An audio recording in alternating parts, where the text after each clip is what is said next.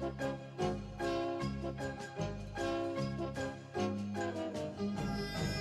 olden days, a glimpse of stocking was looked on as something shocking. Now, heaven knows. Good morning, everyone.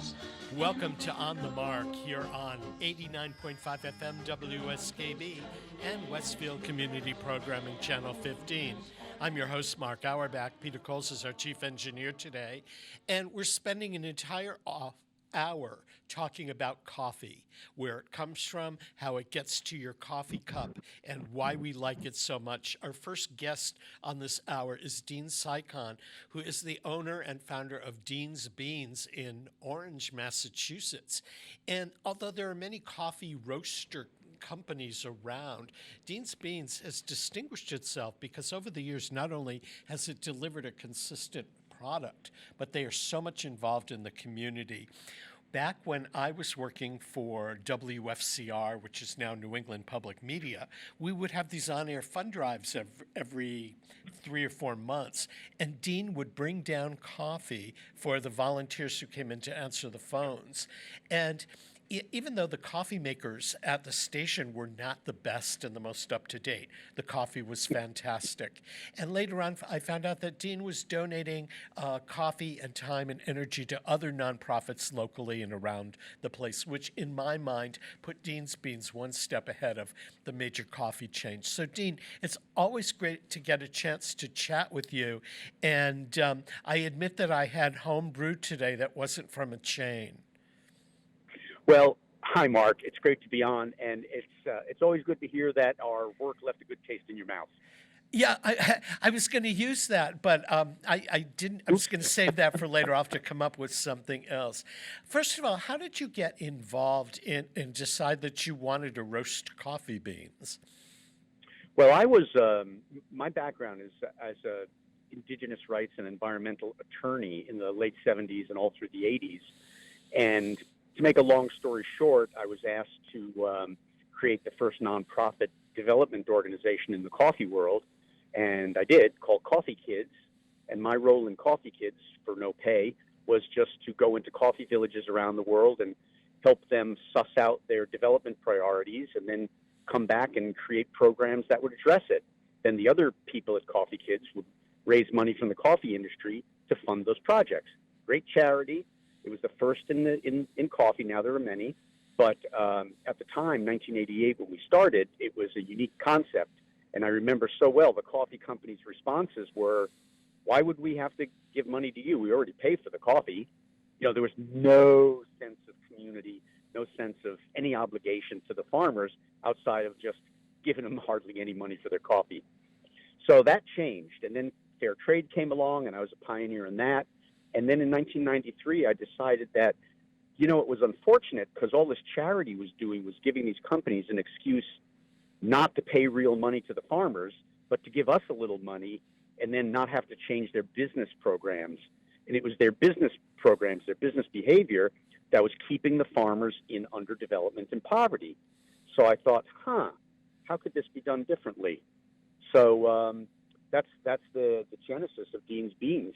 And 28 years later, here we are. We're a company that does development work in every single one of the villages we work in. That's part of our program based on the priorities of the farmers. We don't bring in outside organizations. It's not like, we get a buck from you and give it a care or Save the Children or anything like that. It's about working directly with the farmers to help them create their own development programs that they will manage and operate. Very radical concept.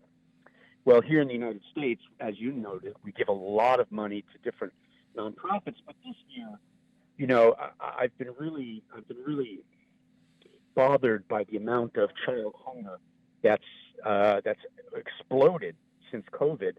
And so we're not doing anything differently. We're still giving money to plenty of nonprofits, but we're really making our number one focus here to trying to combat child hunger in Western Mass. So we've given, frankly, about $120,000 to organizations, and we're not very big. That's everything we earned, profit-wise in the last year.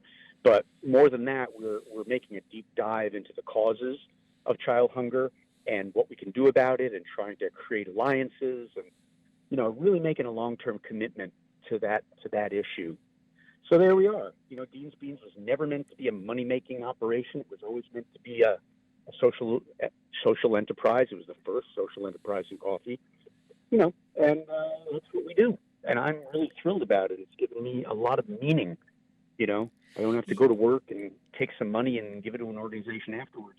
You did something. You did something rather unique on that Giving Tuesday, which was the first Tuesday after Thanksgiving. It's a global philanthropy mission to get people to donate to nonprofits online. And you had posted something on Facebook that totally impressed me. And the fact that you asked your employees, many of whom have been with you a long time, what organizations they were interested in supporting. And you funded a certain dollar amount to each of your employees to donate to nonprofits. I was so impressed by it that I wrote in an article I was writing for the magazine Succeeding in Small Business. I mentioned it as a unique way to promote philanthropy. But that's been, the philanthropy thing separates you from everybody else. I mean, I think that... Well, like I say, philanthropy is philanthropy, but what we're trying to do is create structural change. So philanthropy is a wonderful thing and charity is needed, but often it means I sent the check, now I have no further responsibility, I can go about my business. But what we're trying to do is change the basic structure in the coffee industry. We've been working on that for almost 3 decades, and similarly now, around here. So same with the employees. It's like, well, we could give something on the name of the company, but no, let's get the employees to be really deeply involved in our communities. So we said, we'll give you each $100 to give to local charities, local organizations, but you got to come up with who they are and you got to make the connection. And people were so excited about it because maybe they don't have an extra $100 to give away on Giving Tuesday, but they sure want to give. They want to participate. So interestingly, we also did a second thing this week, and that is we contacted Salvation Army, and we got the name of 16 families in need, and every one of the employees is adopting a family. We're going to fund it, but they have to go out and do the shopping for the family and deliver the stuff for the kids, and so it's another way of getting people involved, and everybody is so excited about it. So that's going to be these are going to be annual programs for us going forward. Were you surprised at some of the choices that your employees made? Did you discover new nonprofits that you didn't know about, or new community partners? Yeah, absolutely.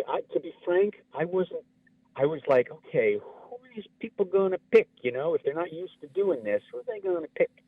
So there really wasn't any of the usual suspects, the large international aid organizations or the national charities. It was all local stuff, and there was, this person's cancer cause, this person's ALS situation with their mom, and feeding kids. There was just such a wide range. Somebody gave to animal shelter. It's whatever that people felt drawn to, and it was amazing how varied it was. So that's beautiful, a way to connect to the community without us saying top down, we're going to do this.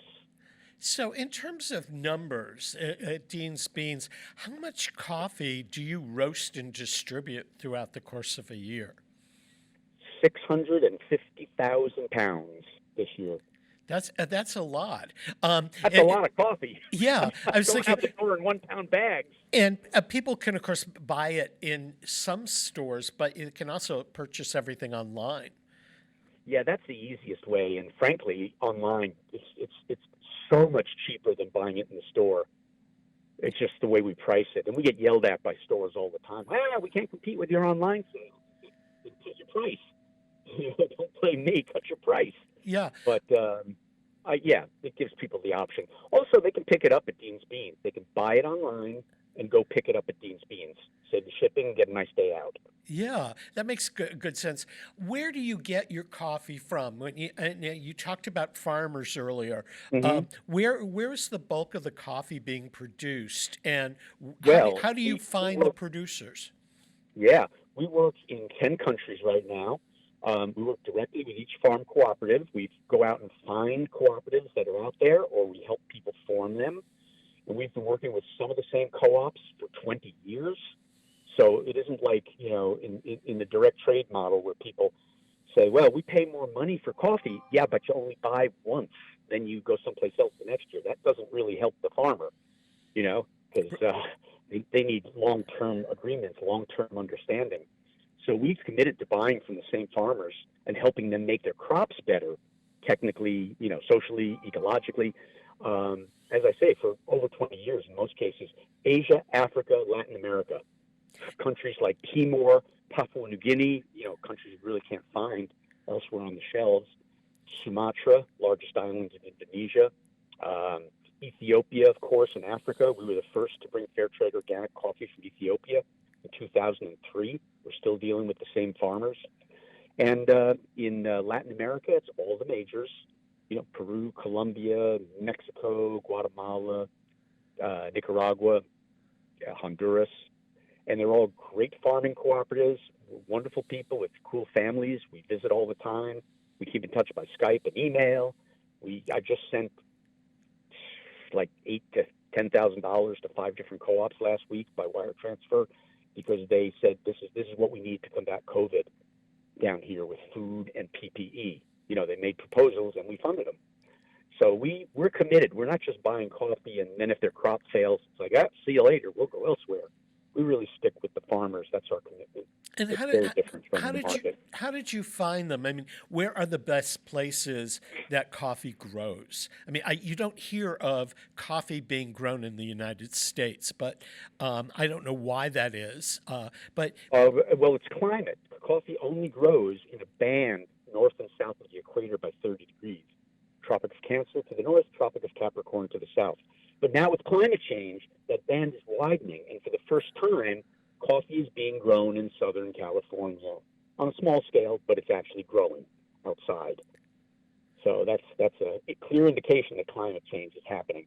Yeah, and does the quality of the coffee change season by season? It changes valley by valley. It changes, harvest by harvest, season by season. It depends on the rainfall patterns. It depends on the soil. It depends on the way the farmer processes. In Africa, African coffees are known for their acidity. Well, that's not because the bean is acid. It's because the farmers leave the coffee outside in plastic bags for 2 days before they process it. So it's fermenting in the bean. So it's much more acid. Whereas in Latin America, they pick the beans and that same night they're processing them. So it's a lot smoother, less acid cup. So there's a lot of factors that go into why coffee tastes the way it tastes, including the roaster. Did you burn it? Yeah, you're the it as some big chains do. You're the roaster. So how does the coffee get to you? Is this a product that has a very brief shelf life before it's processed, or is it something that can come by ship, for example? That's what happens. It comes by ship. So the coffee is picked. Let's say in Guatemala, coffee is picked in the mountains. Then it's brought down to the valley where it's processed in the farmer-owned processing plant, and it's turned into coffee beans. It starts out as the pit of a cherry. Cherry gets scraped away. They get soaked overnight to get rid of the miel, the honey around it, just like a gooey peach pit. They get that off there. They dry it in the sun. They grate it and process it, remove what's called parchment, the paper around it, polish it up, put it in the bags, send it by truck to the coast.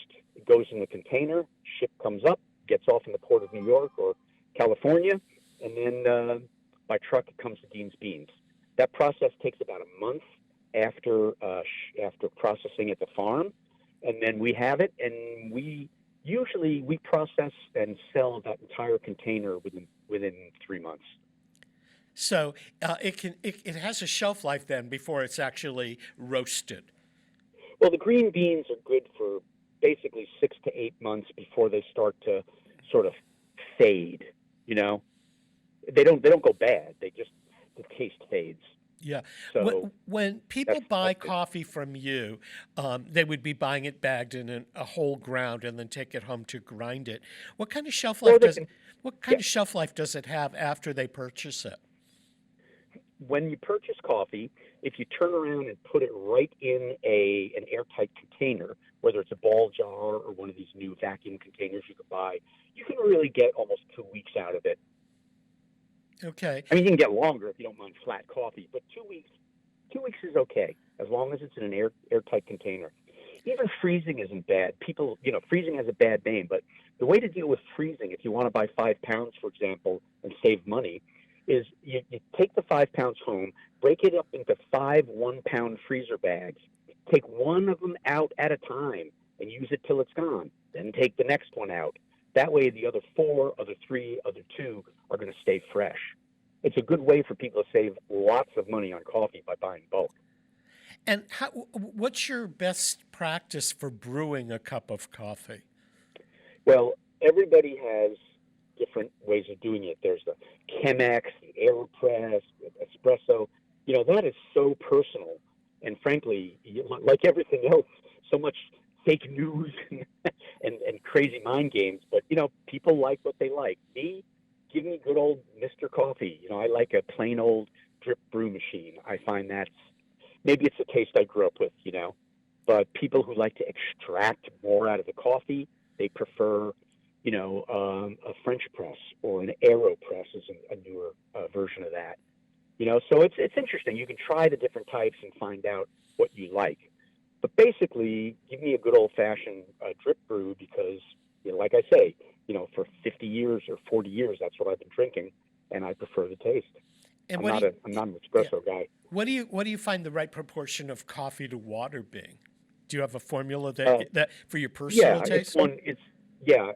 If you're looking at the like a 6-ounce cup, if you look at the coffee brewers, they have the cup things on the side as you're filling it up with water. Basically, it's 1 tablespoon, not a teaspoon, a tablespoon, a rounded tablespoon. It's better to get a commercial little scoop for coffee because that's, more consistent. But if you use a tablespoon, it's not a problem to use not a big mounded one, but a rounded tablespoon, 1 per cup. And so if your coffee cup is 6 or 8 ounces, it's 1 scoop per cup. And what if you want decaf coffee? Is that a process that you at Dean's Beans decaffeinates it in your roasting process, or does it come to you decaffeinated? No, I tried to do that. I tried to get a small business grant to create a small-scale decaffeinator a couple of years ago, but it was kind of hard. What happens is, and this is why decaf is so expensive. The coffee is shipped from, let's say, Mexico or Indonesia.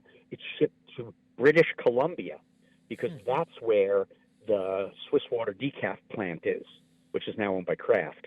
So anytime you're getting good coffee like Swiss Water process, it's coming through British Columbia. If you're getting ordinary coffee that's like methyl chloride chemical process, it's probably coming from Germany. So that's why those coffees are more expensive. It's not because the coffee's more expensive. It's because you got the added step of processing. And it's not even the added step of processing. It's all that transportation. We work with farmers in Mexico years ago to help set up a water process plant. And so all our coffee from Latin America goes there and gets processed and then gets just trucked right up. So we don't have the extra buck that it takes to ship the coffee up and down to British Columbia.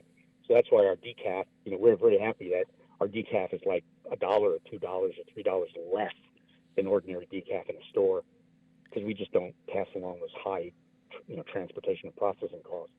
Dean, we got to take a quick break here to acknowledge the underwriters that make Art Speed and On the Mark and other programmings here available here on both 89.5 FM WSKB and Westfield Community Programming Channel 15. We're chatting with Dean Cycon from Dean's Beans in Orange, Massachusetts.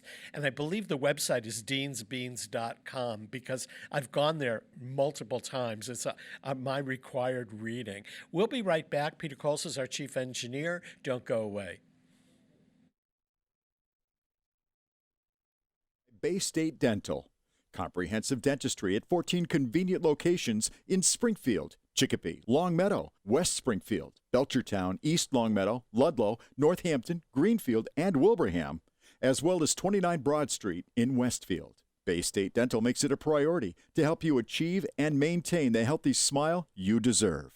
On the web at baystatedental.com. www.betsplumbing.com. Support for community radio on WSKB is provided by Betts Plumbing and Heating Supply Company, an independent, family-owned wholesaler serving Westfield for over 50 years, specializing in plumbing, heating, and industrial piping supplies.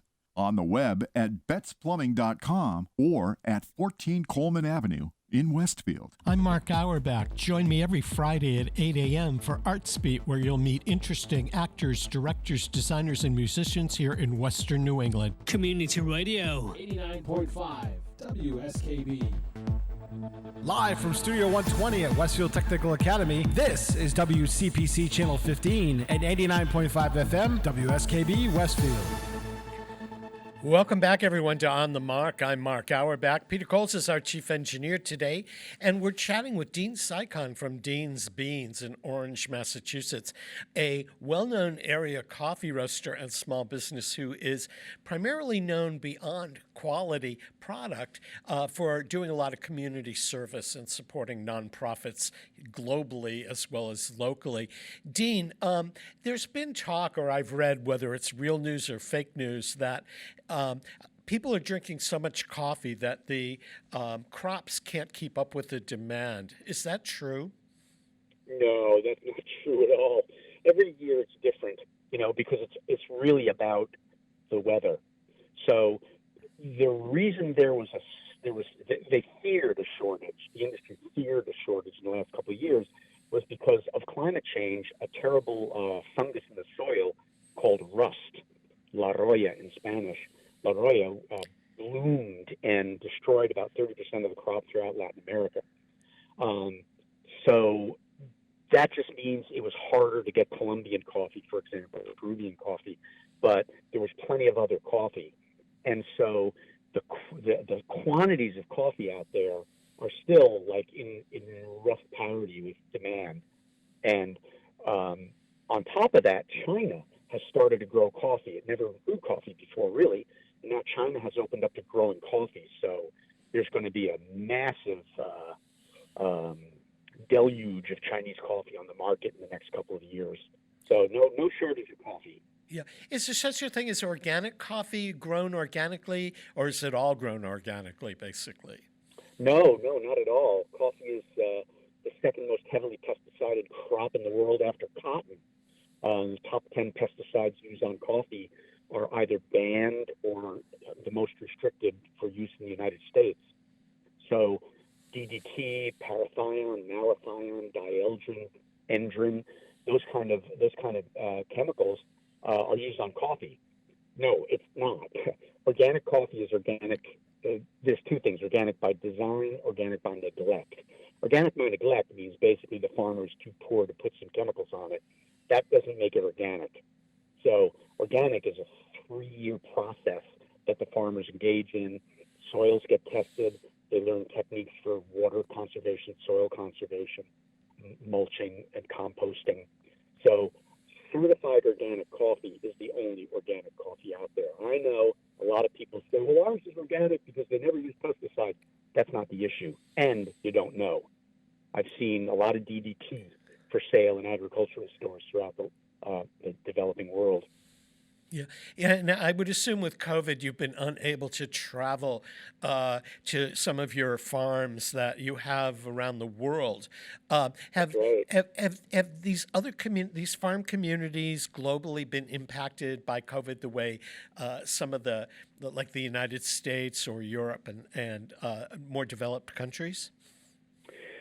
Well, not universally, because remember, farmers live way up in the boonies. They live up in the mountains. They don't generally have a lot of communication with the cities where the biggest problems are because of population density, right? The biggest impact on coffee from COVID is that the coffee can't get out the ports as quickly as it should because the ports are really hit hard by COVID. Having said that, in some coffee communities, in some countries, because the truck drivers have to come up to get the coffee and then spread COVID. COVID has started to spread, but it's nothing like it is in the cities. Yeah, and so it'll be until people can get back to work and work safely that we can get the coffee delivered faster?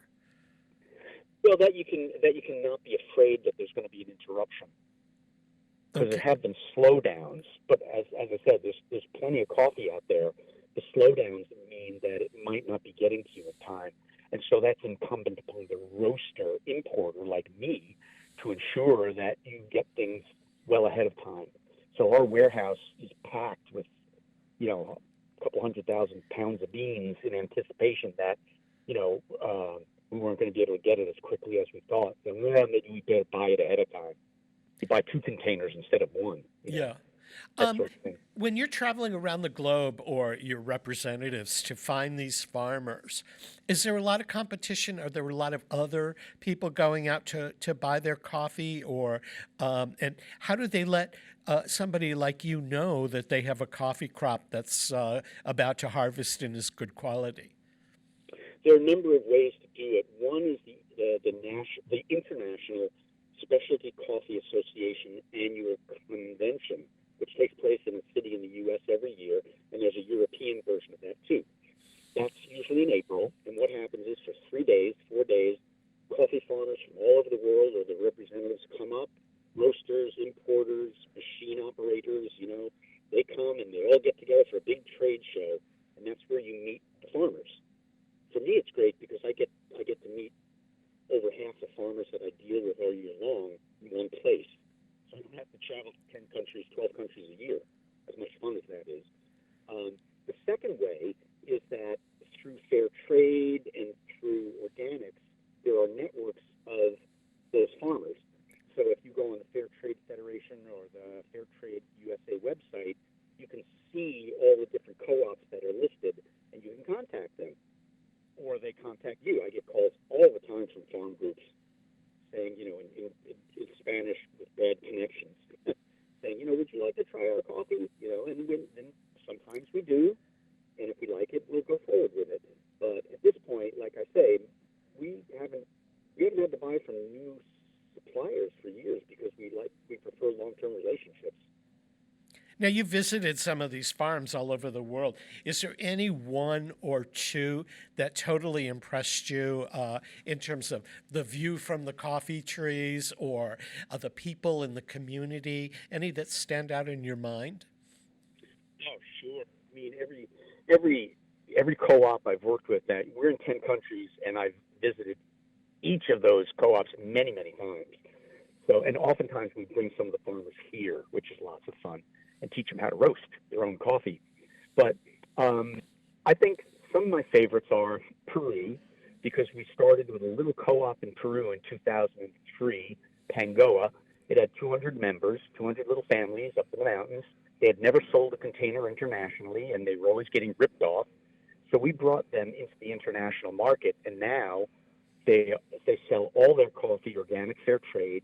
Their leaders, who are women, are recognized as big leaders in the international fair trade movement.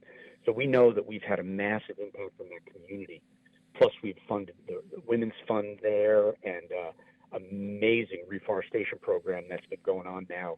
We have over 500,000 hardwood trees from that program. So the point of it is, when you work with these small communities and you offer them resources and some facilitated guidance, then they're off and running. They really can take care of themselves with a little help from their friends, and that's where we come in. So my favorite places are the places where we can point to where, wow, amazing things have happened, in large part because of our relationship.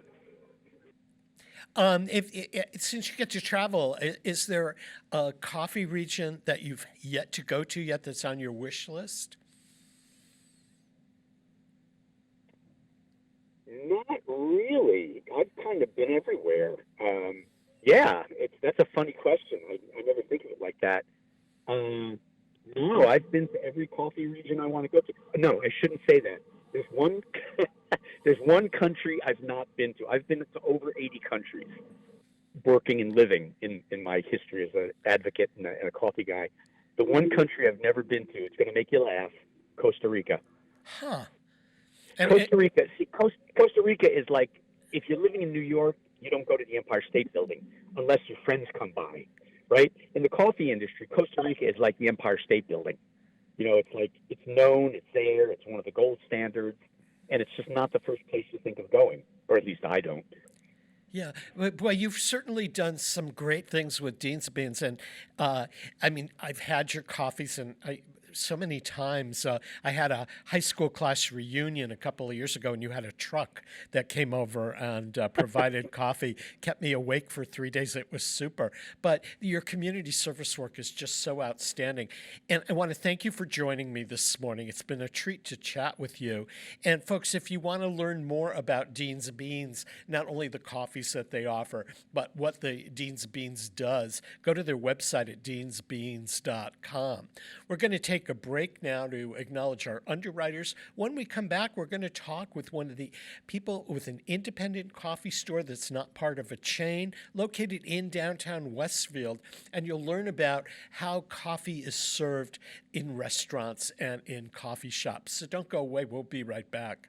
Support for community radio on WSKB provided by Westfield Electroplating. Employing over 140 skilled platers, painters, and technicians, Westfield Electroplating was founded in 1946 and was the first company in the country to achieve National Aerospace and Defense Contractor Program accreditation, proudly maintaining that status for over a decade.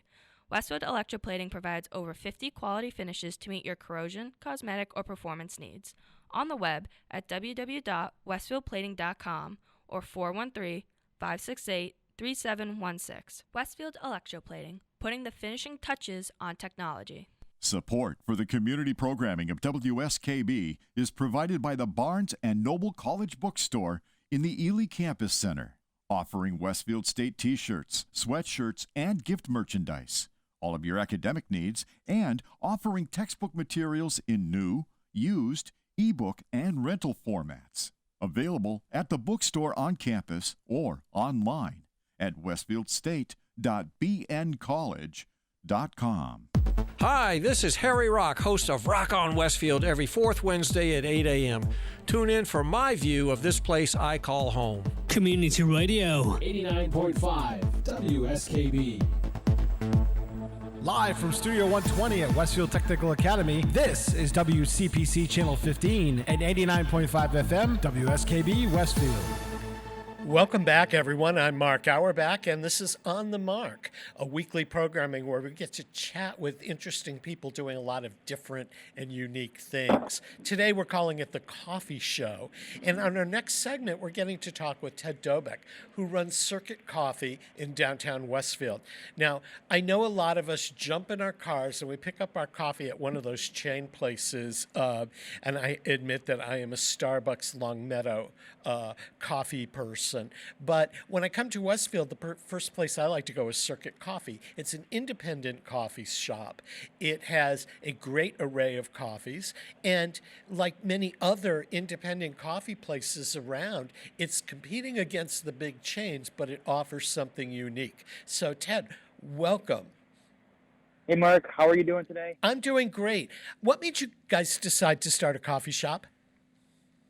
Yeah, so it stemmed kind of from a passion that I had just doing it at home, and then realizing that in our local community, especially the greater Springfield area, there was the lack of kind of an independently owned shop. You know, there's a lot of Starbucks, a lot of Dunkin' Donuts in this area, but just not a lot of places that, you know, that I would feel comfortable just going for a meeting or, you know, or to get a good quality cup of coffee in our area.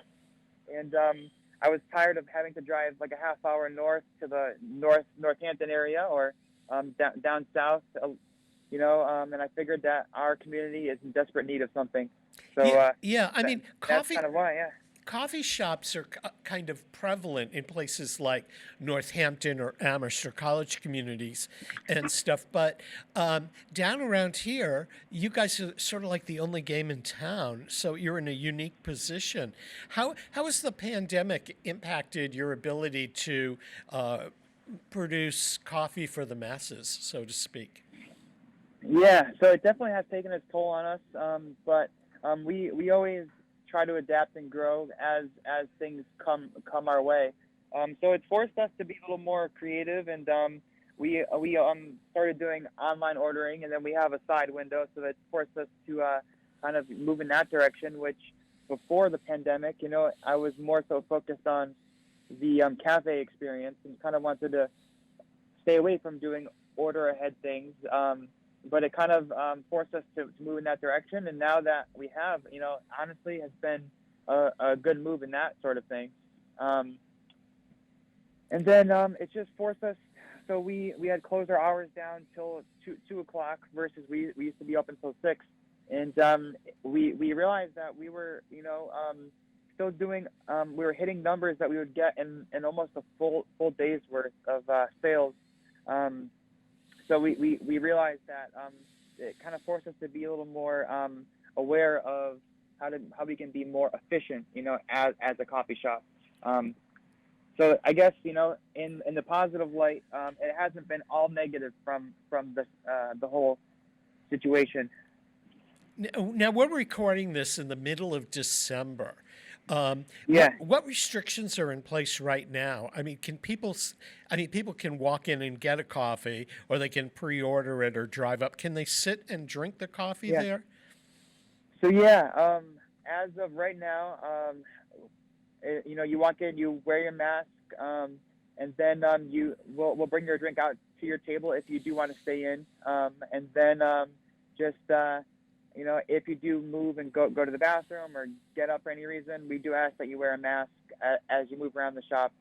But I believe there is a new mandate that's going to be starting on Sunday the 13th, which is a little more restrictive again, asking folks to wear a mask if you're actively not drinking or eating anything. So that's just something to be aware of. And then our measures have been in place where we spray down all highly trafficked areas like the doors and the register area and the bathrooms on a regular basis, and we do our best at trying to keep the drinks moving fast, so there's not a lot of downtime while people are standing there and waiting for their drinks. For a while you had outdoor seating. Are people still risking the sub-freezing temperatures to sit outside and drink, or are people becoming wimps and just picking it up and drinking it in their car? Yeah, I think most folks have been taking it to their car the past few weeks. We do have the chairs and tables still out there for those who do want to sit there. And we have had some warmer days, so we don't set up all the tables. We do have a few set up out there, so if people do want to stay for a little bit and be outside, then we have that option for folks, But it's been interesting. So you have some of the more traditional coffees that people might ask for. What if somebody were going to go for something special to Circuit Coffee? What is your specialty of the house? Yeah, so I would say our go-to and our most famous drink that we are known for is our maple latte. So we try to source as many of our ingredients as locally as possible. So we get our maple syrup from Just a Mere Tree Farm over in Worthington, and we feel it's not too sweet. It's not it's a great drink, and everyone loves it. And we can do that hot or iced. And then we always try to have a seasonal option for a latte. So right now, going into the Christmas season, we have the ginger snap latte. So we make all of our syrups in-house and everything. So that I would say would be our second best seller right now. Yeah, and are all of these available regular and decaf, or your specialties only got high test coffee? Yeah, so being an espresso drink, we have that option for decaf as well. So as far as our menu goes, all of our decaf drinks, all of our espresso drinks can be available in decaf or high test, which is a good option for folks, Yeah, where do you get your coffee from? Yeah, so we work closely with Share Coffee Roasters. They're over north of us in Hadley on Route 9, and then we try to feature in different guest roasters throughout the year, and we try to stay local in our area. So we've worked with there's a roaster in Connecticut, Give Coffee, and there is another one in Connecticut, Ilsa Coffee. And we just try to keep our standards high and try to look for roasters that are doing cool things. So you're getting the coffee, it's already been roasted to your specification. Correct. I'm sorry, we're getting a fire truck going by right now. Yeah, they're outside. Yeah, they're probably looking to pick up their phoned-in order. Yeah, exactly what they're doing. Yeah, they're in a hurry here. But yeah, so we stay out of the roasting process. You know, we have a lot on our plates with the service end of things, so we like to leave the roasting up to companies that we can trust that do a great job with the roasting. So who's the official Circuit Coffee coffee taster to choose the roasts? Yeah, so I would say that would be me, and then I whenever we're bringing on a new coffee, I like to have our entire team try it and to get some feedback, because it's always good. The more people tasting it can give you the most feedback as possible, and then we can come up with a group kind of consensus, you know, that we either like this one or we don't like this one, and yeah. And how long do you keep a particular grade of coffee in circulation? Are you finding new roasted beans and coming from different locations, or if you find something you like, you keep it all the time? So we try to keep it as long as we can, you know. So obviously the roasters that we work with, they'll only have a coffee available for X amount of time as well. So you know, it really depends on how quickly they go through that coffee too. So it could be anywhere from a couple months to maybe 6 months at most. But then even when we're featuring in a guest roaster that isn't Share Coffee, who we use a lot for like our bread and butter, we'll only do that for maybe like a month at a time, just because we like to create that seasonality sort of aspect to it, where, you know, you'll try this coffee for a month and then you'll be on to like the next one that we're going to be featuring, you know? Yeah. When you're making coffee for yourself in the morning before you go into work and make coffee for other people, how do you make your coffee? So I prefer espresso on its own, you know, and that is also partially due to the job. You know, I want to make sure that the espresso is tasting best that day, so I'll pull a few shots in the morning and kind of dial it in, and then if it's not going to be that, I do a pour over. So that's basically brewed coffee that we brew manually using a hot water kettle and a scale, and I'll do that too in the morning, and that's kind of my way to get my day started. Where's the best place you've ever had coffee? Oh man, that's a great question. I'll say before the pandemic, I was out on the West Coast in Portland, and there was a lot of good coffee out there. But there was one shop that was actually from Australia that they just put in a new coffee shop in the States over in Portland called Proud Mary Coffee, and they were doing some really cool things in the coffee industry. For example, they found ways to freeze coffee that they thought was in its peak, and then you were able to access that flavor kind of year round. And the fact that it was frozen, it was ready to go. We just kind of grind it and brew it to order. So they had a huge selection of coffees that they had, you know, from like the peak times of it being best, you know, tasting, and that was, I would say, probably one of the best places that I've had coffee from in a while. If somebody were going to buy a high quality coffee and brew it at home, what's your recommendation for the best way to make coffee? An old fashioned drip machine, or a pour over, or a mealy, or how do you think coffee is best made in a home environment? So, and that depends on how in-depth people want to get, because it's a rabbit hole, and you can start, you know, controlling everything, but I would say one of the most important things would be to use a scale, so that way you know how much coffee that you're using to begin with, and then from there you're gonna have pretty decent results with different brew methods.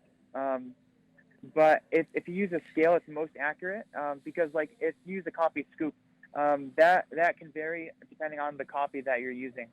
So if you do things by weight, then you'll be set up for success.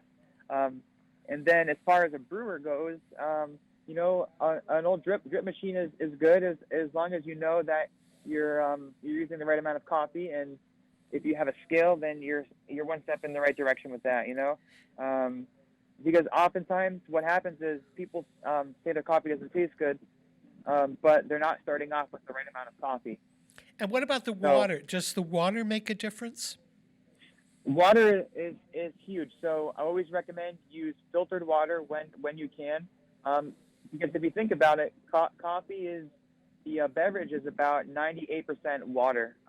So you got to realize that if you're using water that doesn't taste good, that tastes like chlorine or will have different things in it, it's not going to brew you the best coffee. Right. And if you make coffee and you have a warmer or something or keep it on a hot plate or something, how long can you keep coffee warm before it starts to get bitter? That also depends on the coffee, but over at the shop we have a rule of thumb of we try not to have it go longer than an hour, and each coffee is different. So, depending on the coffee that we have on, I'll taste it after a half hour and after 45 minutes and after an hour and so on and so forth, just to see when that peak flavor will start to diminish. But what happens is the coffee will start to oxidize, and then it just starts to taste really, really bad after that. Yeah. And as a shop, we don't justify charging a customer for a cup of coffee that's not tasting its best, Yeah, because I wondered, I make a pot of coffee at home, let's say with a, like a Mr. Coffee kind of thing. And it's got, the coffee thing has like a burner, a warmer. And after an hour, it starts to taste bitter. And after 2 hours, it tastes like super high test. So I didn't know what the length of time was that you could brew a cup of coffee and hold it under heat and still have high quality. Yeah, and I would say an hour is a good starting point when you start to notice flavor. Each person has their own theory on when is the best time, but and it really does depend on the coffee. Certain coffees we've noticed taste, still good after like a half hour of being brewed. But so we have our insulated carafes that we keep our coffee in, and they'll stay hot for hours and hours, but it just doesn't taste as fresh, And how should you store your coffee? So as airtight as possible, ideally to be whole bean, but I understand that not everyone has a grinder at home. But as long as it's airtight and oxygen isn't allowed to get to the coffee, then you're good. So that oxidation process that we were just talking about with the brewed coffee, that can also affect the coffee beans as well. So. Is it a good idea to put your coffee in the freezer, or is that an old wives' tale? I've heard old wives' tales about that, but then I was just telling you about that coffee shop on the West Coast in Portland that freezes coffee in their peak freshness, and does it like that. So and it worked out really, really good for them. So one thing I've learned is don't rule out anything until you try it. And if it works for you, then it's a good way to keep it fresh if it works for you. Exactly. Now, I know it's wintertime outside, but there are people that really crave iced coffee. Do you brew iced coffee differently than you brew coffee for hot coffee? Yeah, so we cold brew all of our iced coffee. So we find that we can brew larger batches more efficiently that way. We also are very happy with the results. You don't get a lot of the bitter notes that you can get, and we can fully control the brew when we cold brew. And we brew it 5 gallons at a time, and then we store it in a keg that is flushed with nitrogen, and we have all of our iced coffee on tap. So we call it our nitro cold brew.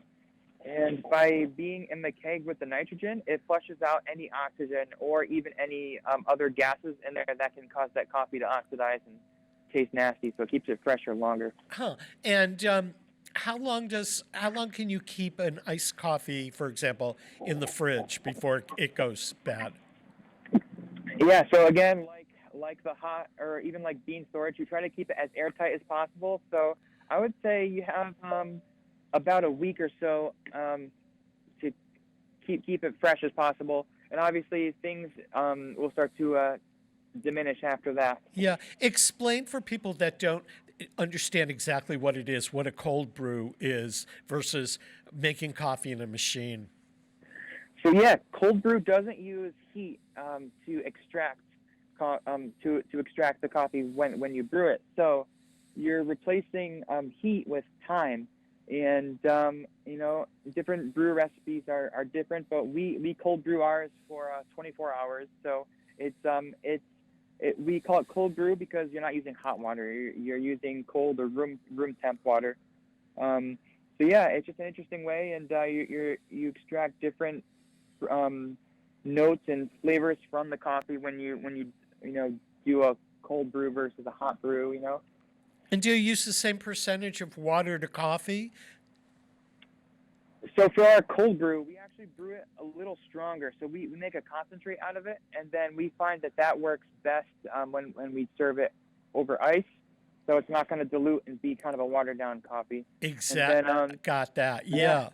And so if you're going to make a cold brew at home, you would find a jar or something that could hold a gallon's worth of water, and you put the ground coffee in and just set it in a warm place for 24 hours?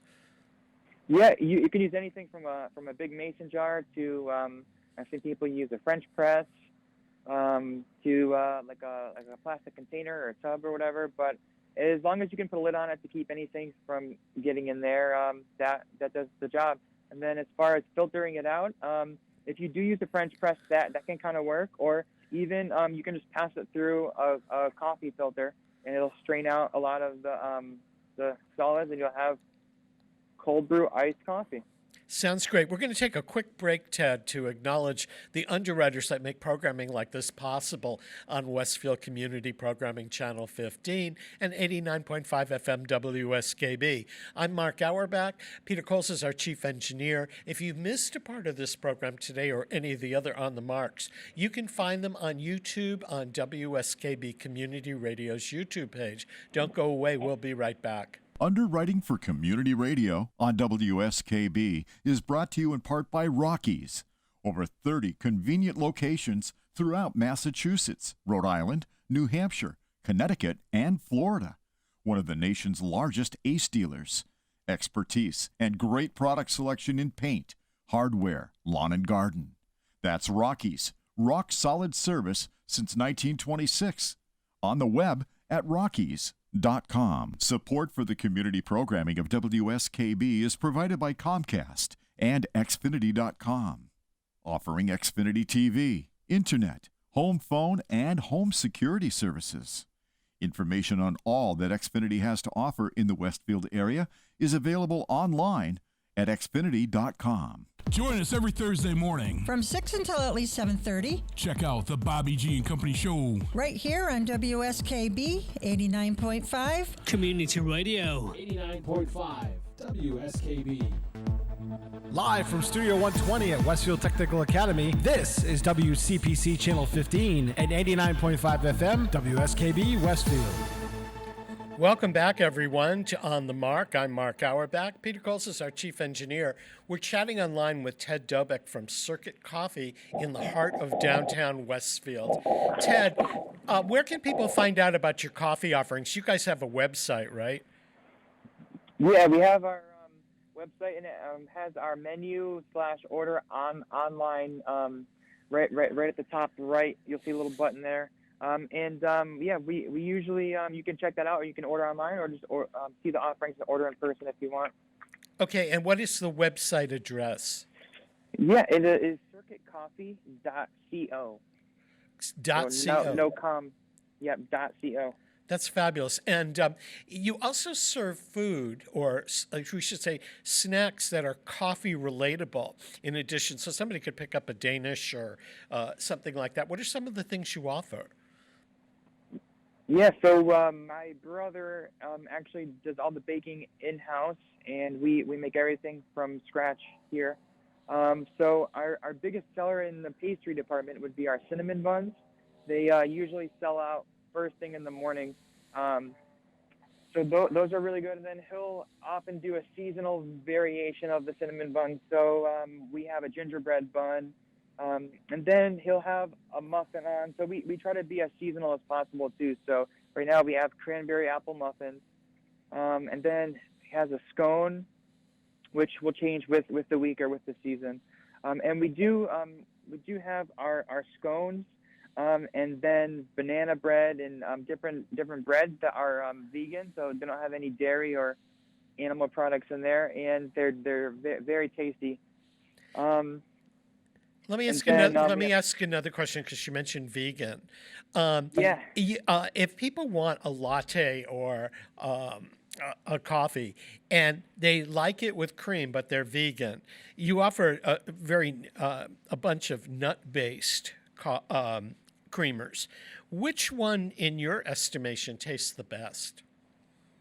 So we've been using an oat milk that tastes really good. So it's made with oats, and it's and they're gluten-free oats, which is a plus too. So people who have allergies or can't do wheat or things like that, it works great.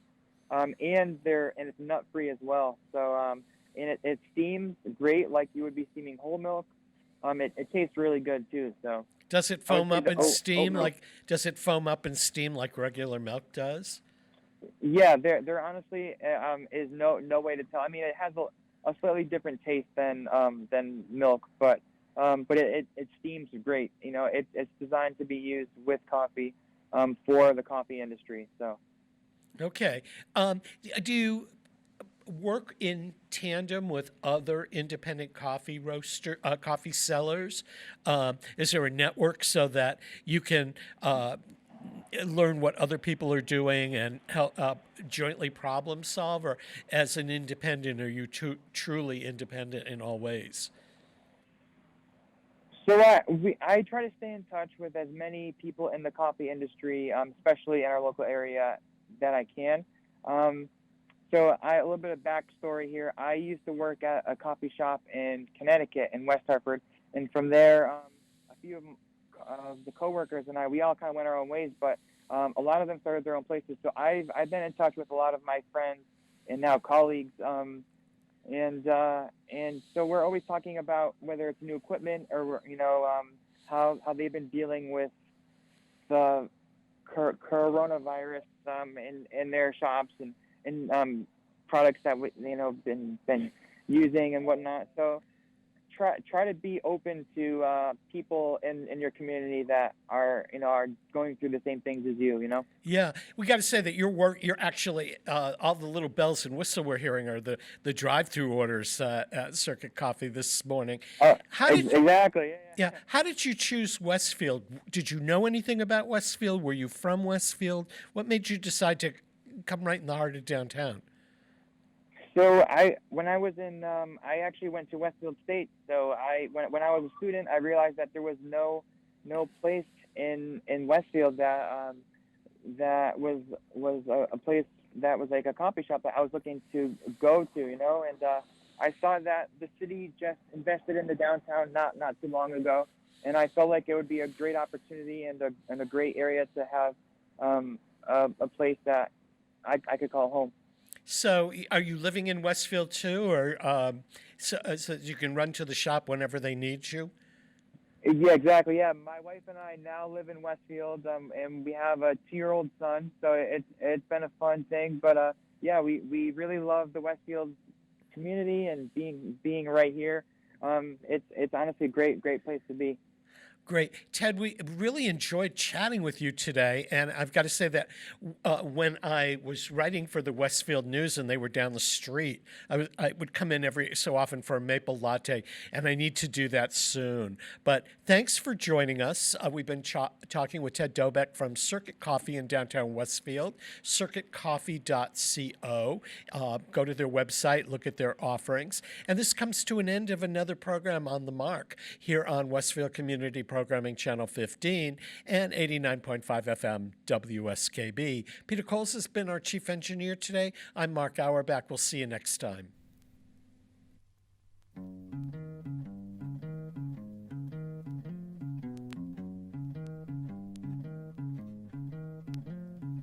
I love coffee, I love tea, I love the jive and it loves me. Coffee and tea and the jive and me. A cup, a cup, a cup, a cup, a cup. I love Java, sweet and high. Whoops, Mr. Moto, I'm a coffee pie. Shoot me the pot and I'll pour me a shot. A cup, a cup, a cup, a cup, a cup. Oh, slip me a slug from that wonderful mug, and I cut a rug till I'm snug in a jug. A slice of onion and a raw one. Draw one. Waiter, waiter, percolator. I love coffee, I love tea, I love the jive and it loves me. Coffee and tea and the jive and me. A cup, a cup, a cup, a cup, a cup. Boston beans. Soybeans. I said a little itty bitty green bean. Cabbage and greens. You know that I'm not keen about a bean unless it is a chili, chili bean. Talk it, boy. I love Java, sweet and high. Whoops, Mr. Motor, I'm a coffee pie. You shoot me the pot, now pour me a shot.